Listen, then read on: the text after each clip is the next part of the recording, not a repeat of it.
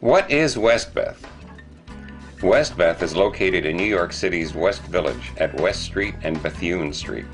It started its current life as an artist's residence in the late 1960s when nearly 400 units were created to house living and working spaces for visual, performing, and literary artists. It takes up an entire city block. It was originally built as a factory for the Western Electric Company of Chicago in 1894 and was taken over by American Telegraph and Telephone in 1907. This was the first home of Bell Labs. Here the first vacuum tube was created in 1912 and the amplifier in 1915. These inventions helped to pave the way for records and later sound motion pictures. Even radar had its early development here. And other major inventions followed: television and color television, the microphone, and hi-fi sound. So the connection with the arts is deeply embedded in the history of Westbeth itself. Internationally recognized artists such as Merce Cunningham in dance, Gil Evans in jazz, Diane Arbus in photography, and Muriel Rukeyser in poetry are among the hundreds of artists who have called Westbeth their creative home. The World Trade Center was about 2 miles south of Westbeth.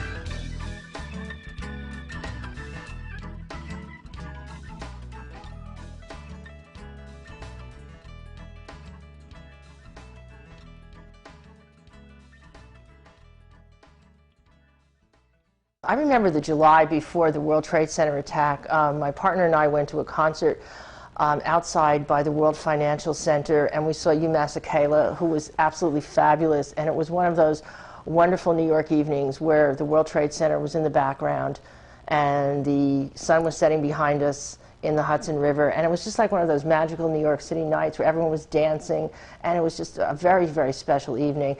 Growing up here in Westbeth, which is right along the Hudson River and probably about a mile down there, would be the World Trade Center. And where I grew up, our windows look right out onto the World Trade Center. So periodically, whenever I wanted to look at something pretty amazing, I would look out the window and I'd see the World Trade Center. When we moved into Westbeth 30 years ago, they were still constructing Tower Number 2. And we watched it go up. That's all of Westbeth watched it being built. There was a lovely park there, and the low-built buildings they were all beautiful to look at to me, and they were a wonderful match for the magnificent height of those towers. Oh, it was a convenient place for me to bring my children. We had birthday parties there. My children performed in concerts when they were part of the Metropolitan Opera Children's Chorus. And there were arts events. I had some artwork exhibited there. I had friends who had cultural events, concerts, and it was a fun place. Hi, my name is Tom Duncan, and I'm a sculptor. I live and work in Westbeth. I've been here for over 30 years. And my connection to the World Trade Center is I was an architectural model maker and working for the Port Authority. And I did the original study models of the World Trade Center. And I did this while I was going to art school. So in effect, that paid my way to go through art school. I personally never really liked the architecture of the World Trade Center. I thought it was a little sterile. But on the other hand, I was very proud to have been a part of the creation of the World Trade Center. At that time, there was nothing like that. The Port Authority was trying to sell the idea to the governor at the time, Nelson Rockefeller, and the actual original study model was down below the Brooklyn Bridge on the East River side, but there were some problems with the bedrock, and also there was a federal building down there that they didn't really want to build around. But the most important thing for me personally was that it was always a place that I could work and make money, because as an artist and an adjunct college professor, in between semesters and in between jobs, I would work there in various capacities. I worked as office temp, I worked as paralegals, all kinds of different things. Yeah, my connection with the World Trade Center and the firemen was, seems like forever. I used to go to the events, the musical events. I used to go shopping underneath. I used to go to the World Trade Tower just to have drinks, so if any visitors came in, I could show them all of New York. It was a magnificent building on very many levels, on so many levels. I would like to show you a photograph that I have of the original model. I was checking my records and I didn't realize that I had actually worked on 3 different study models of the World Trade Center, and I believe that this is the first one that was on actually on the by the East River, where the South Street Seaport is. It was a place, it was just part of my childhood. I saw it growing up. I would ride my bike along Battery Park City while they were building it to the beach before it became Battery Park City. I'd always go down, when the first part of the promenade was built, I'd go down there on my bike and write in my journal. And it's just a fascinating place, because it was kind of empty and changing all the time, and the towers were always a part of that. I really admired the way that they looked. I know supposedly architects criticize it, but I, as a kid, and not being knowledgeable, I was amazed by the size of them and the symmetry of the 2 buildings. And I just really liked the way they looked, especially at night. I remember I would sometimes go down to the river by myself, and I would just go around and look at the buildings downtown. I really thought they were amazing. When I was 10 years old, I had my birthday party on the observation deck of Tower 2. And all my friends from St. Luke's School, where I went, came, and I remember some of the kids wanted to put their head up against the glass and get the feeling of vertigo, that they were falling. Unfortunately, at the same time, in light or in perspective, we can see that obviously has a sort of eerie feeling, considering what happened in September 11th. I also had a connection with the World Trade Center because I teach at Borough of Manhattan Community College, and I don't know if you can see the school catalog, but these are our students, and in the background is the World Trade Center, which we actually considered part of our campus. And one of our buildings, Fitterman Hall, which was 4 blocks below the main campus on Chambers Street, was very close to the World Trade Center. In fact, it was destroyed during the World Trade Center attack. 7 World Trade Center fell on Fitterman Hall, which is actually where I was supposed to be on September 11th, but I didn't get there because my class was at 11:30. I never liked the World Trade Center, really. I never thought it was a very pretty building, but it's a very strong graphic image, and I've used it in illustration. Some examples of illustrations that I've used it in the Japanese in New York, and here's the World Trade Center through the window. And then I've used it again in another piece for entering the business place. These are promotional pieces. And you can see the foot coming in and sort of squelching the World Trade Center, although I didn't mean it to be that way at the time. This was all done quite long ago. I would watch it outside of the large window in the hall every day on a daily basis, and it became not about the physicality of the architecture, but how the architecture related to the weather, to the clouds. And I would see sunsets, sunrises, and also beautiful sort of different times the mists would cover up the 2 towers partially, and the lights would come through. And it was so romantic. It was a case of watching it in the morning and in the evening. When I came home from work, I would look up and see it through the window and say over and over, I made it to New York, and I was so proud. This particular day, 9/11, I had an appointment with Westbeth. I remembered that before I left, in the mornings, to sort of wake me up and get going, I turned on the television. Well, there was no television. It wasn't working this morning. By September, I had decided to return to teaching, although I had been offered a position at Fiduciary Trust on the 95th floor. But I said, well, let me go back. My 3rd graders will miss me. So I'll let you know in a couple of months if I want to come back to working for you.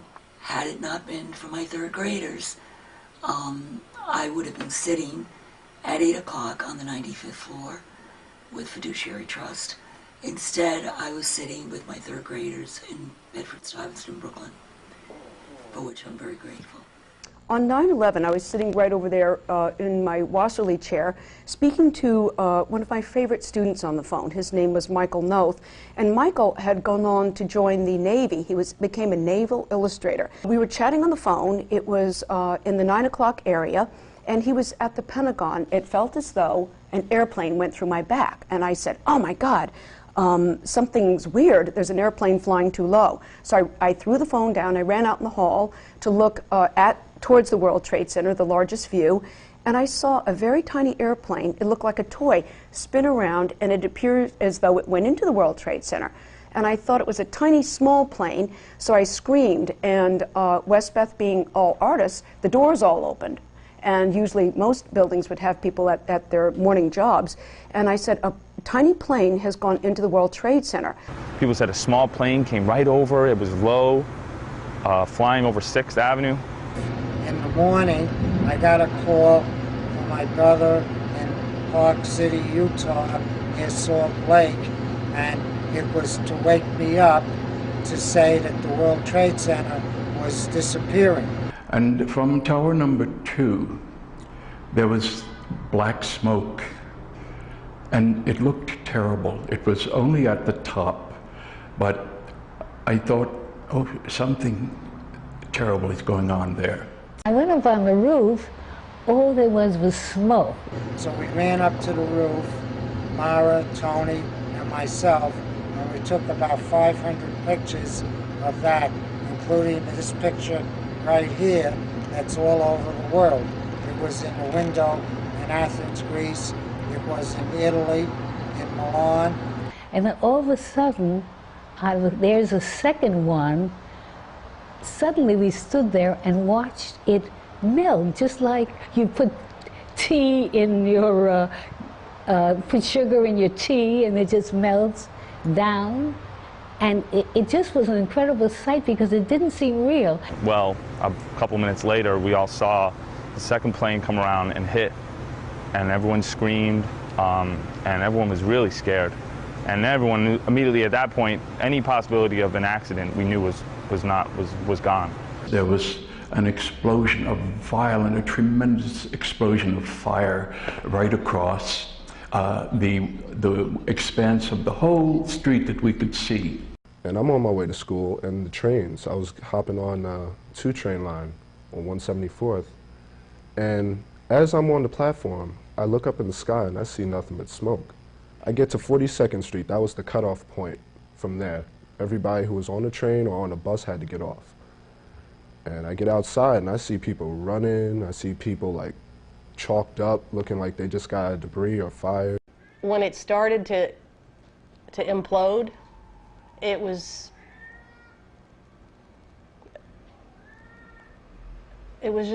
shocking. There really isn't a word to describe what it was like to see that, to have been standing there, to watch the plane go in, to watch it burn, to imagine whatever you could, and then to see it explode.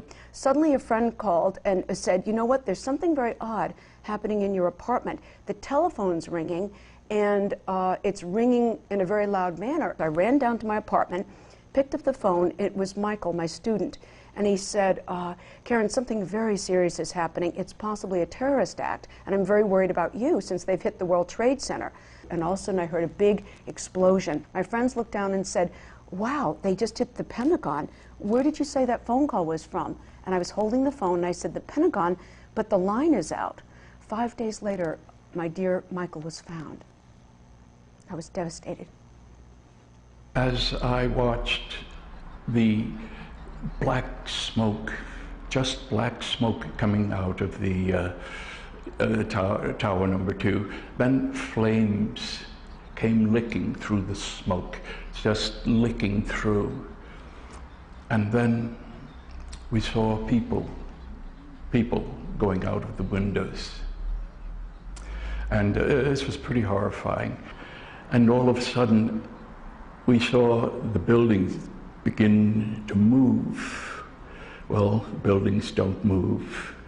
And everybody hollered and screamed. It's like all over the world they were screaming and hollering that this is what's happening. And then the fog of the dust and the debris covered the rest, and in the count of 1, 2, 3 came that horrible crash. That indescribable, that we thought of the firemen and the policemen and all the people in it. And we knew immediately how many human beings were being consumed there. That looks really bad right now. Oh God! Oh God! Oh, oh shit, here it comes. Oh God! Oh God! Oh Jesus! Oh my God! Well, look at whoever they are, their eyes. Oh my God! This building. You know how many hundreds of how many thousands of people just died? Thousands on the street everywhere. I think when the second one fell, the most devastating thing was watching the cloud that then came up afterwards and figuring that from the entirety of Lower Manhattan, from that perspective up on the roof of West Beth, that everything in Lower Manhattan had just been obliterated. And to my mind, since I figured that they were nuclear bombs, I really did think, millions of people just died, and I'm about to die too. So it was a terrifying, terrifying moment. Right after the second building came down, I hopped on my bicycle and just rode down there, and it was really before there was really even any security in place, and I was riding through this whole bunch of dust on the street, and it was an incredibly surreal situation. 9/11 basically paralyzed me for doing art for quite a while. I became very ill because I was trapped in downtown Brooklyn. I ended up trying to get home from Brooklyn and walking for hours and hours, breathing in all that stuff in downtown Brooklyn and in Lower Manhattan, finally when I could get to Manhattan. And I started feeling very weak. By Friday, I was in the hospital with pneumonia, and it took me weeks and weeks to recover. And actually, I didn't really have my strength back for a year. We were kind of figuring out what to do. Really didn't know. There were people filming it. Suddenly, St. Vincent's Hospital was a couple blocks away, and there were people coming up requesting blood. So immediately, I went to go give blood with a couple people, and we waited for so long, and they separated us by blood types, and they told everyone who wasn't AB or O to go home after a while. I happened to meet some people who were in the building. I mean, it was really amazing, the outreach of New Yorkers. If you compare that to what people would consider New Yorkers to be, I think that was really amazing to see that. Obviously, it was very sad, but that was one positive thing I definitely took out of that day. And then after that, I went down to the West Side Highway, and I guess now it's about maybe, 1 o'clock, and that was when people started to suddenly appear with the signs, okay? And everybody was out there. Thousands of people, hundreds of people were out there with signs and clapping and cheering and painting pieces of wood, thank you. And there were hundreds of cars coming from all over, fire engines, ambulances, all kinds of vehicles coming from all over the tri-state area at that point. It was still local. And everyone was cheering and waving and practically falling off the median. So this is how this whole business of cheering the rescue workers started, which continued for a very long time. And suddenly I realized that this was what I was going to do for however long it took. I also didn't have a job because Manhattan Community College was closed. So I didn't have a job to go to, so suddenly cheering the rescue workers became my job. And this is pretty much what I did for a month until pretty much my job reopened. I couldn't stay away. It took me a couple of days to figure out how to get down there, but I did finally get in there, and it was really interesting. It was like being in a war without the danger. The rescue was over after the third day, and the recovery really hadn't begun yet because there was so much steel in the way. And I went down there almost every day, and I knew this was really special and really important. And every day I would go down to the site, and to the highway rather, Christopher Street and West Side Highway, which was what became Point Thank You on Hero Highway. And the crowds diminished as the days went on, as the weeks went on. But there was a good core of maybe 30, 40 of us who came, maybe 10, 15 at a time. And I was there almost every day. And it was really a good thing to do because the workers would stop and they would tell us how much they appreciated what we were doing, and they would thank us. And we were like, wait a minute, you're thanking us? That was like amazing that they're thanking us. No, wait a minute, we're thanking you. Hi, my name is Alita Adams, and on August 23rd, 2001, I was studying collage with Joan Hall. We put together some work, and then I had my next meeting with her on September, I think it was September 21st of 2001. And Joan suggested we take a look at what I had done in August before we went ahead. The theme was basically what happened on September 11th, 2001. There was the World Trade Center, the airplane, a kind of a Christ figure at the bottom, a religious figure, and the Taj Mahal, which could very easily translate into some Middle Eastern building. So my sense was that there was just a huge amount of psychic energy around the September 11th event, and many artists or people who are sensitive to that kind of energy did work that presaged the event. I started volunteering the weekend after 9/11. I went down to Pier 40 repeatedly, which was the farthest I could get down on my bike to the site. And I kept asking there if they needed people to volunteer. I'm not quite sure why I was so driven to do it. I just felt like everyone else in New York, I had to do something to help. And I went down there one time, and I saw that they had a list of specific supplies that they needed at the site. And I thought, well, this is something I can do. I run an email list. I'll just email them my list and say, look, you know, they need this kind of gloves and this kind of Band-Aids and very specific items. The organization that I volunteered with down at Ground Zero was called WTC Ground Zero Relief. And they were a volunteer organization run out of a warehouse on Spring Street, right at Greenwich. And what we would do is bring specific needed supplies down to the site. We would find out from being down there by talking to the people who are coming off the pile, by talking to the people at supply caches, the FEMA workers, you know, what exactly do you need and what aren't you getting? And then we'd get those supplies. And the group that I'm in, the Impossibles, again, we decided to do a song. What actually came out of the group Public Enemy, who we had actually come together with initially. And Chuck D, who was very outspoken against, in the following September 11th in the hip-hop community, he saw an Ani DeFranco poem, who is, she's a very well-known musician, sort of alternative rock, and she had a poem which wasn't titled, and it was speaking specifically about September 11th and the response that we needed to have. So he thought this was a great idea, and we all just came together. We all met. We had a conference one weekend in February of 2002, and we went to Long Island to Chuck D's house, and all of us came together and recorded everyone read a different verse or a portion of the poem. These thoughts were all in my mind. The cloud downtown, the change in New York, the lights being out. There were no cars in this neighborhood at all. You could walk in the streets anywhere you wanted to go. And all I kept thinking was, you know, are these the people who died, can they see us, like here? Do they see how much we care and how upset and how much we're feeling for them? And the music that came in those 5 minutes was a song called We'll Carry On.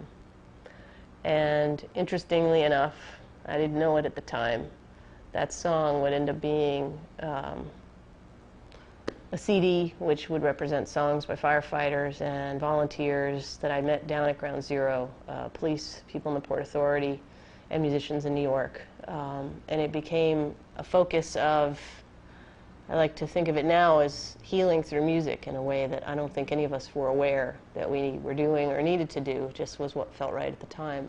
They wanted us to bring things to the police station here. So some of us would cook meals and bring them, or huge pots of whatever, and bring them to the precinct. And we felt that we were doing some of our part there to help. I was motivated to create a work of art that was very emotional for me. And this is the piece. It was showing a figure holding a portrait of a loved one in front of her chest. But she looks grief-stricken. And this was done in August, just before the September 11th happening. And after it was all over, I saw people in the paper. I mean, after the thing happened, there were pictures of people holding photographs of their loved ones up in front of their chest. I thought, this is just too much. I didn't at first know what I wanted to say or do. I lived it. The smell from the World Trade, walking the streets, not seeing too many cars. The bridges were very carefully watched. Everything was being watched. The overhead flight of the jets. We were constantly bombarded with the realization that 9/11 happened and could happen again. And of course there was the terrible sorrow of all those lives lost and knowing how they were lost. And for me, the firemen, I couldn't believe that many firemen went with those buildings. Even though I came from a different country and I came to America, I thought I would have a lot of security in this country because it's one of the most powerful countries in the world. And just to see something like that happen just told me that we're very vulnerable, no matter how much weaponry and how much power we have. So my art has changed. I just think it might be some ghost that's giving me a look there, some kind of somebody's spirit, or looking at myself in the mirror and being terrified of terrorists, or just terrified in general. Just a generalized fear, because I felt that I worked through my own fear about getting dead myself. Actually, this is about my fear that everything's going to go wrong and continue to go wrong, one day at a time. For one, I think when you lived on the west side of Manhattan, below 14th Street, you began to smell every single day the World Trade, the electric, the smoke. I knew every time they found bodies. One of the ways it's affected this whole experience is that it scared the hell out of me. After 9/11, I just wanted to do pretty pictures of flowers or something innocuous, something that wouldn't have any emotional content or bearing or could possibly be visionary. And I thought, yeah, I'll do decorative work. I'll make jewelry. I'll do something, So I didn't work. I just didn't. All artists felt, having seen the horrible sight of the people jumping off of the building, and that was one of the most painful things. Our helplessness when we were up on the roof of Westbeth, and the artist extended their arms out, screaming, an attempt to try to stop the people from jumping, but we were too far away, and we couldn't prevent them. And we went back on the first day of work, and it was like it was like a crime scene. The whole campus was surrounded by the National Guard. We could see the wreckage burning and smoking in the background. We could smell it. The whole campus smelled. It was really a pretty grim experience. And I tried to be optimistic because I felt like the students were taking cues from me, and if I get all out of control and upset, it's going to be, infectious. I felt like I had to write about this. I felt I had an obligation to write about it because I thought, here I am, I'm teaching at the only college in America that's had a building destroyed by a terrorist attack. I have something to say about this. So it was the story about this remedial English class, struggling immigrants, who were off to a very, very wonderful start at the beginning of the semester, and then boom, everything fell apart, of course, because of the attack. And like, what in God's name would it be like to come back and resume this class in this campus that is like completely different? So I tried to write the piece talking about the class and how it was almost like, it felt like we've got to get through this semester. This is like our duty. It's almost like our patriotic duty for me to get this group to the end of the class and pass that final. And teaching took on this whole almost like missionary quality that it never had before and probably never will again. 9/11 impacted me with the concept that life is very short. And one of my professors at Yale, Robert Reed at Yale and at Skidmore, had said, "Is what you mean, is that what is being seen?" It was one of his most wonderful sentences. I began thinking, I've got to do everything faster. Life is so short. I wanted to cut to the quick. And the image that I wanted to present had to be very clear and had to have a graphic orientation. So I decided that cutouts were very clean and clear. And I began leaving minuscule detail out as well as the background for a more rapid reading. And this series began of the cutouts where the pieces are physically carved out with a skill saw, and it's a flat surface, a relatively flat surface. And slowly I started getting back into my work, and actually my work is now still exploring these figures, collages, assemblages, found art materials, but somehow my work has always been dark. And I think I'm aware of it more now. I mean, the dark side was always there, but now I really am conscious of it. So it's not that I'm trying to lighten up. I just feel whatever comes out now, I'm ready to just let it happen. I think that for me, how it affected me personally was that it angered me. I was really angered. And I, as a dancer, my work always has a meaning to it, but it was abstract. And I felt it's time now to get into a profession, or whatever you want to call it, that I can speak through. And video and the documentary that I did about Westbeth gave me an opportunity to speak my thoughts. But on a personal level, I've had a lot of flashbacks from my childhood memories of the Second World War, and that's been very hard.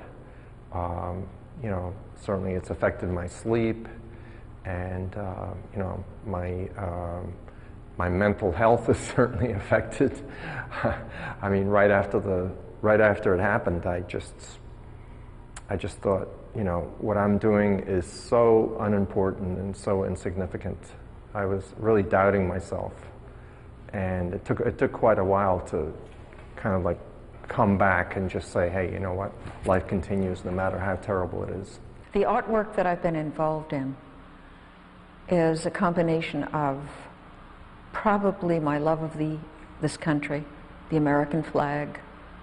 I'm not a great believer of flaunting it, but I do love the flag because I'm a great history buff. I know what it took to make that flag occur. And we've not done everything perfectly in this country, but we are a growing democracy, and you have to love the goodness of it. So my artwork is involved in that. My artwork has flags, it has the firemen that I love and respect very much. And it also has a part of myself that is very involved in trying to show what I feel about 9/11, what I feel about the terror that we lived through, what I feel about the joy of this country.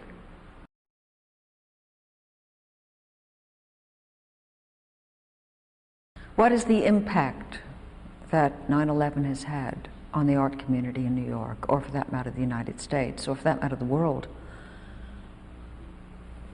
I think it's pretty profound. It was horrible. And the things I saw as a volunteer, being at the site, being there on a daily basis, meeting people who were on the pile every day. I mean, those were horrible, horrible things that no human being on this earth should have had to witness. And how do you process that? How do you go on? How do you carry on? Living in Lower Manhattan, you couldn't help notice the powerful effect that 9/11 had on the economy of New York City. That in addition to restaurants, shops that had been there for 20 years biting the dust, gallery after gallery went under, and it was devastating for the art scene and for artists. All the stock market people left Wall Street and they went to New Jersey, and they kicked out all the artists from Jersey City. And some went to South Beach, but others are going to Williamsburg. As far as the rest of the whole writing world went, I mean, I think the whole freelance writing economy has been very affected by the recession and the impact of 9/11, because, I mean, the publishing industry is pretty much centered here in New York. Most of the magazines that people write for do come out of New York. A lot of galleries and businesses in that area had very serious problems after 9/11, because they were used to getting all these people who worked in the buildings. At least 10,000 people a day used to show up and buy all kinds of things in the neighborhood and go to the local galleries and film processing places and restaurants, I guess mainly. And a lot of those people went out of business. They just did not have enough money to pay their rent. It was really devastating. The immediate couple of weeks after 9/11, I really didn't do any commercial work. I canceled a lot of jobs. I think that I was probably just as in shock as everyone, seeing what I saw and trying to grasp what was going on. So I did a lot of photography. After 9/11, basically everything in music world that I was participating in came to a complete stop. I had a tour canceled, I had projects canceled, I had gigs canceled, and my income stopped. Everything stopped. It was very drastic. And everyone I know in the music industry, people left New York, tours, no one went anywhere. It was devastating. And of course, the first people to suffer, artists are a luxury. They're a luxury to life, and they're worth far more than frequently they're ever paid for it. And so, naturally, luxuries go first when economics become hard. I feel in a way, though, how it impacted New York and maybe America in general is it's a terrible tragedy, but in the long run, I think it did something in a positive way. And I'm speaking, not saying it was a positive experience, but saying that it made Americans feel that we're as vulnerable and the same as people all over the world, whereas I always felt I couldn't be touched. I mean, I grew up in a world where we were protected. We're living here in the United States. In New York, nothing can happen. And all of a sudden, we're now the same as everyone else. The nature of the artwork is the public has had a feeling of cocooning, sort of a weird word, but staying at home, bonding with the family. And so the nature of the type of artwork that is selling well has to do with home-like qualities or subject matter that has to do with family and ties to heritage. I think a lot of artists are mobilized. I think, like myself, there are a lot of artists that kind of felt they couldn't work very easily after this experience. Maybe it was the shock or the fear or just the fact that there's so much you want to do to just play. I mean, you just want to live each moment, feel that life might be very short, and so who knows what's going to come next. And, of course, creating art is one of the wonderful things to do, but there was this block.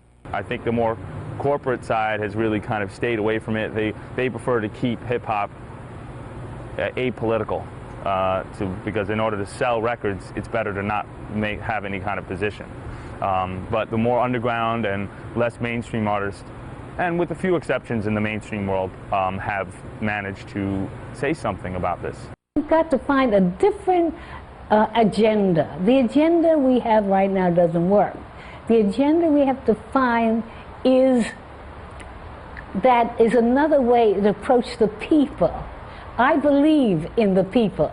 Before 9/11, I think American artists could have their head in the sand and just do their thing. But after 9/11, with the paradigm shift and the explosion of information because of technology and the internet, artists now are interested in what the rest of the world is thinking. We're dealing with it. We're letting it seep in. We're letting ourselves talk about something that has had a devastating effect. It cripples the human race every time something like that occurs, obviously. But artists have the unique ability, whether they're poets or playwrights or writers or painters or photographers, to be able to take that and give back a feeling of despair, of love, of loss, and the possibility of renewal. Because renewal has to happen. We have to have belief that something good comes out of something so devastating. A lot of strangely positive things came out of this traumatic experience for people as they came together, and as we found ways of healing and talking and integrating this experience into our lives. I see it as a real ongoing process, and I do feel very, very strongly that the arts help in a very unconscious way to help us kind of integrate what a woman I volunteered with said very eloquently, in that art helps express the inexpressible. And I feel very strongly that that's completely true for me as an artist. And maybe we can be like the pianist in Polanski's movie and just keep playing Chopin.